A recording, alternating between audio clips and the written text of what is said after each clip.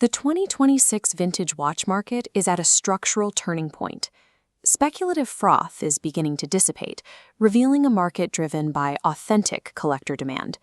Heavily restored pieces, speculatively priced references, and the oversized fashion watches from the 2005 to 2015 era are seeing a decline in value as buyers move away from these categories. This graph maps the market trajectory from 2020 to 2026. The line for speculative models moves downward, while authentic, original condition pieces arc steadily upward. Market signals suggest these authentic categories will increase in value by up to 40% by 2026. This creates a clear dilemma for buyers in 2026. Is it better to pay a significant premium for an unpolished, high-condition watch, or to search for value in overlooked brands?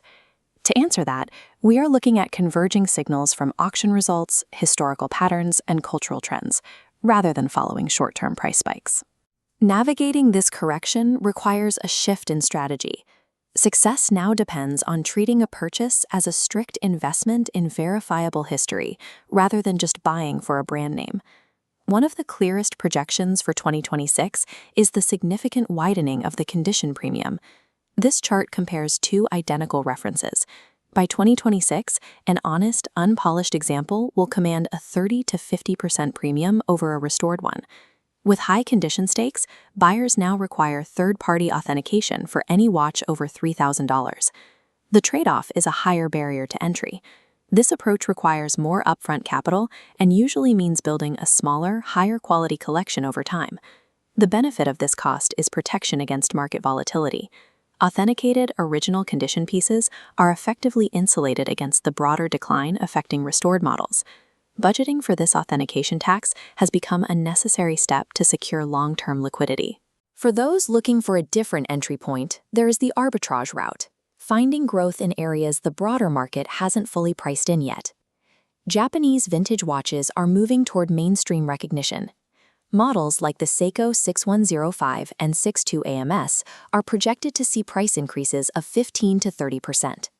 Similarly, underrated Swiss names like Universal Genève and Enicar are closing the price gap with famous brands as collectors look for better value. Tudor is also moving out of its role as an alternative to Rolex. Vintage dive watches remain the strongest category overall, and Tudor models offer high consolidation as they are collected on their own terms. We expect to see 20 to 35% appreciation for Tudor snowflakes. This growth is being driven by their specific military history, particularly their use by the French Marine Nationale. The primary trade-off in this category is prestige.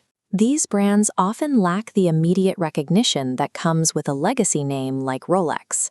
Investing in arbitrage means securing authentic military or horological history before it reaches peak market valuation.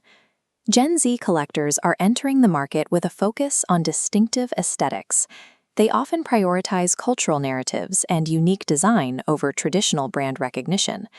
This shift is a major factor in the demand for 36mm watches. Versatile pieces like the Rolex Explorer 1016 are expected to outperform the general market by 10 to 20%.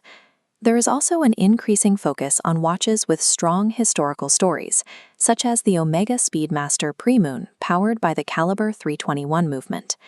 Because of its role in the Apollo missions, the Premoon Speedmaster is projected to see a value surge between 15 and 25%. The risk in this segment is the speed of the market. Social media can drive rapid demand spikes that make a specific watch much more expensive in a very short time.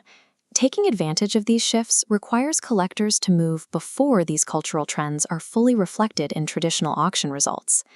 The 2026 market is adjusting away from the trends of the previous decade. Data suggests that speculatively priced, oversized watches are no longer yielding the same returns as authentic collector pieces. To navigate this, you can follow one of two paths based on your investment goals: wealth preservation or high growth. For maximum safety, focus on the purest route. This means paying the condition premium for unpolished classics and ensuring third-party authentication. If you're looking for growth on a tighter budget, the arbitrage route is the better option. Target Tudor Submariners and Japanese vintage models to capture the projected 15 to 40% upside. If you are planning to sell, accuracy is essential. You will need to document provenance carefully and price the watch based on its actual condition rather than speculative expectations. The vintage watch market is becoming more professional and data-driven. Ultimate success in 2026 lies in identifying authenticated history at an honest, market-supported value.